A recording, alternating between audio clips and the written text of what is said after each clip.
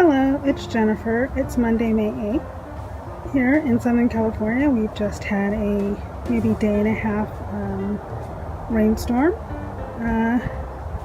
We put down a fair amount of rain for Southern California. So I'm out in the backyard cleaning up and getting ready for some wind and some possible rain the rest of the week. Although it's not in the forecast, or I should say it's conflicting forecast. But anyhow, I thought today I'd go over my squashes, melons, and cucumbers. So I'll start here with this honeydew melon. A lot of things have changed since my first video on my Cucurbit plants. Or Cucurbit, I think that's how you pronounce it. So first of all, I'm not sure how big the leaves on this are supposed to be since I've never grown this before. But since I've had it, I've put up this upside down tomato cage held down by these spikes here for it to trellis upon. And in the middle, just for kicks, I put in a couple of these asparagus beans to see if they'd grow up the middle and around the sides and kind of have this nice melon bean combination going on. Something's going on with the bean, so I might have to replant that again. We'll see if it continues to look diseased or, not grow properly. Again, as for the melon plant, I'm not sure whether this is the proper size for it. It looks kind of small, but I'll go with it and see what happens.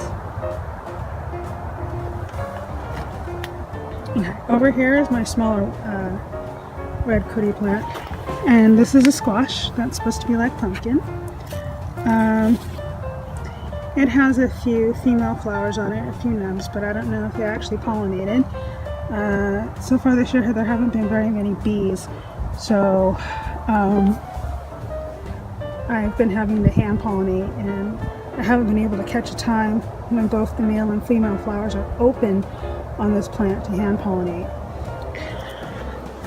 On the bigger plant, which is almost thoroughly taken over this tomato cage, I have several male flowers and several female flowers that failed, and I went ahead and pulled those rotten nubs off. Back here you can see the one squash that did take and grow, and it's maturing nicely. It started out as a light yellow, and now it's oranging up, and I guess it's ripe when it's pretty much red. This is my crystal apple cucumber, and I think it's doing well. The leaves, seem like a decent size for the size of cucumber that's supposed to come off this.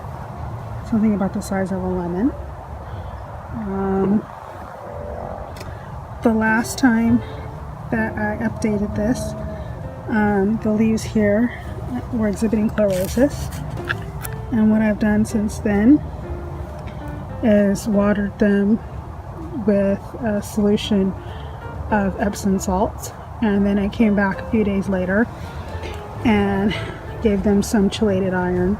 So the new leaves appear to be fairly green and healthy. So it looks like that worked. There are male and female flowers on this. I don't think anything has taken yet though, so we'll see. Under here is an Isabella Canteloupe, and this one has been having problems. So I have two Isabellas, and the other one is in a different planter, and it's doing much better. So the things that I noticed that are different about the two plants is the other Isabella is grown in a wine barrel and has a shade over it. So last week I went ahead and put a shade over it, and since then, because these are what the leaves look like before, since then the new vine that's growing has had normal looking leaves and is looking much better. So perhaps that's all it needed, was some protection from the UV. And here's my lemon cucumber. It received the same treatment of Epsom salts and chelated iron. It's got male and female flowers on it. Looks like mostly female though. I don't think any of these have taken yet either. I probably need to hand pollinate them again since I haven't seen many bees around, and most of the bees that I've seen have been visiting the sunflowers. And behind here is my papaya dew that seems to be stuck at this size, and I'm not sure what's going on here. Despite its location, it does get plenty of sun. It may just be one of those melons that likes warm weather, and so far we've been having warm days, but the nights have still dipped down into the 40s, so that may still be affecting it since the soil temperature sometimes is still lingering in the 60s. We'll see. I may have to replant this one if it's permanently stunted. Okay, over here in the wine barrels, behind the shade cloth, is the other Isabella, and as you can see, it's much healthier looking than the other one, and I've given it this small fan trellis to climb. So we'll see how the two comparatively do, but so far this is looking pretty good. I don't see any flowers on it yet, like the other one, but perhaps that's a good thing. Perhaps it's doing a good job of establishing roots and getting nice big leaves before it tries to push out fruit. It also means that it's not stressed, and so therefore it doesn't feel the need to go to seed so quickly. So this is my in-ground pumpkin. I'm not sure about this guy. So it's got something going on back here with the leaves where the original plant came out, but the rest of it's looking pretty good. I don't know if this pumpkin here actually got fertilized, so it may just be a dead nub and not really anything, which is what I suspect. Here's another female flower over here forming, so if I can get both the male and female flower up in the same time, I'll just hand pollinate. But these are the sugar pumpkins, and hopefully I can get one this year. It'd be really nice if I could. I'm probably going to have to go ahead and check for bugs and spray some fungicide, as well as treat it with some chelated iron to address the chlorosis here. So this is my spaghetti squash, and it's growing in a 25-gallon grow bag. There's 2 plants in here. Looks like there are some little flowers starting to form. Last year when I grew a spaghetti squash, I was only able to get 1 plant going and only 1 squash off that plant. And to be perfectly honest, I'm fine with that. I'm sorry, I'm searching around, seeing if I can find who ate my leaf. And here are some new plants, so I'm trying to protect them with these broken, cut off pieces of Starbucks cup. I don't think this is a summer squash. I've forgotten what it is, but it's not a summer squash. We'll see how that goes. So far, it's been in the ground for about a week, and I haven't noticed any growth yet, so it looks like it hasn't taken. This is a Dakota variety called Honeyboat, and I transplanted this one yesterday to take advantage of the rain, and it looks like none of the pill bugs have attacked it yet, so that's good.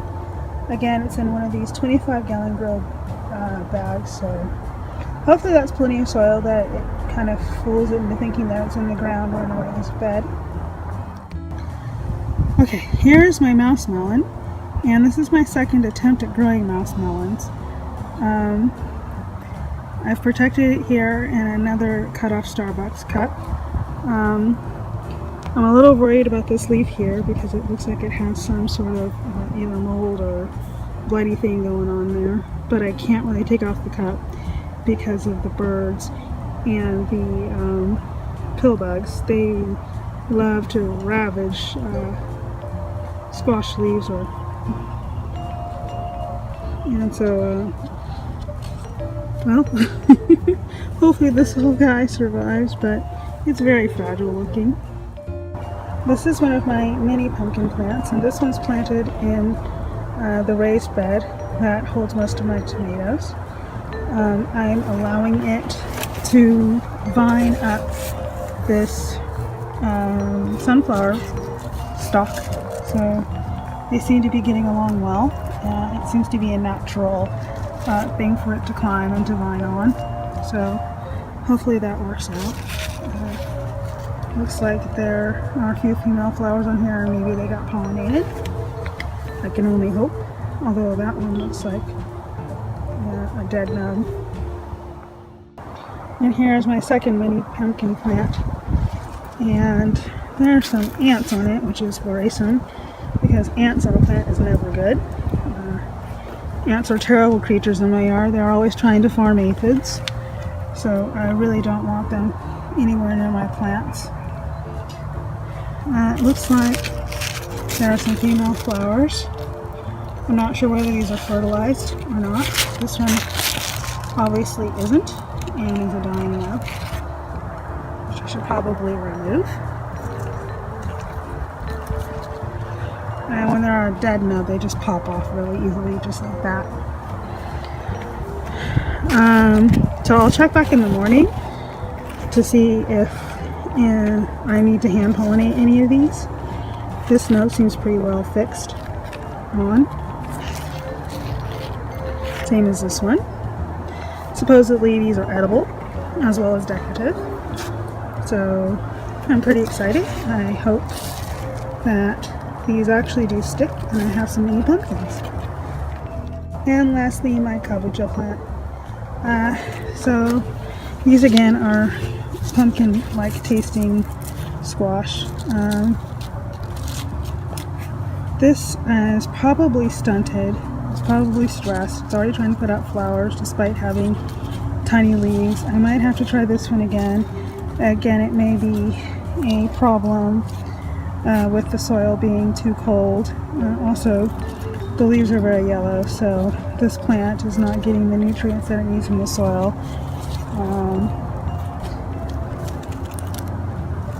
Yeah. Oh well. But you know, I've got plenty of seeds, so try again. And I almost forgot about this guy. Oops. This is my fresh pickle, and it's not doing well at all. I don't know what's wrong with it. It's angry. Oh look, it's got a pickle on it, or excuse me, a cucumber on it, but this certainly... Oh, another one too. This looks like a plant that's struggling though, and is putting out flowers and fruit just to survive or to go ahead and, you know, because it's stressed. So I've already started new seedlings to replace this because I pretty much have counted this as a failure. But it's good to see it. Try.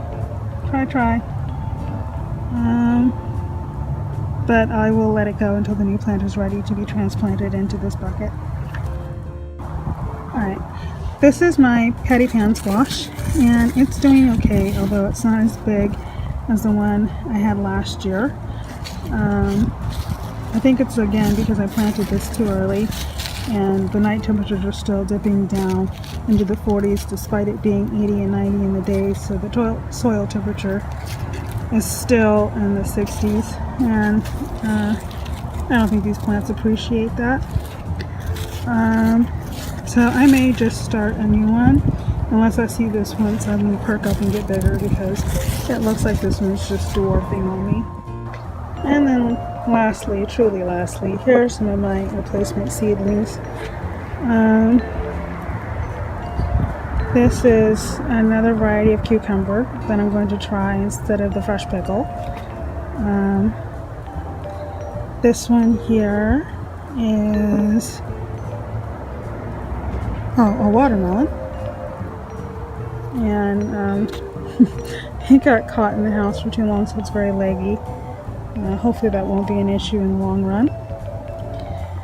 This is a butternut squash, the Burgess butternut, and this one here emerged with some rotting problems. Like I said, it stayed in the house for too long, and so the seed coat started rotting on the ends of it.